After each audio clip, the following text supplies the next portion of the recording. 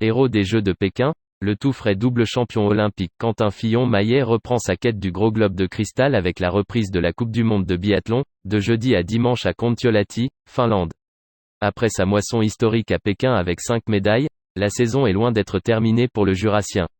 Alors que Johannes Bö, revenu de Chine avec 4 titres dont 2 en individuel, a décidé de partir directement en vacances, Fillon-Maillet reste pleinement mobilisé pour tenter de succéder aux Norvégiens au palmarès de la Coupe du monde.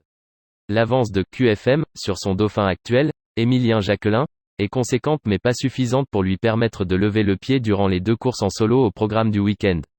D'autant que si on retranche les 2 plus mauvais résultats des biathlètes, vent comme l'impose le règlement pour déterminer le classement général final, l'avantage de Fillon-Maillet n'est plus que de 105 longueurs sur son compatriote à cette épreuve du terme de l'exercice 2021 à 2022 qui passera ensuite par Otepää en Estonie et Oslo.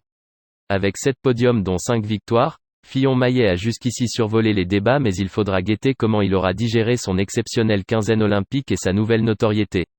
Accueilli en héros dans son village de Saint-Laurent-en-Grandvaux à son retour des Jeux, le Jurassien a pu mesurer son soudain changement de statut et l'impact de ses exploits à Pékin.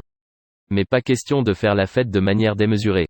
Pour ne pas gâcher sa fin de saison et ne pas l'exposer au Covid, les festivités ont été réduites à la portion congrue et le Français a repris le chemin de l'entraînement après une semaine de repos.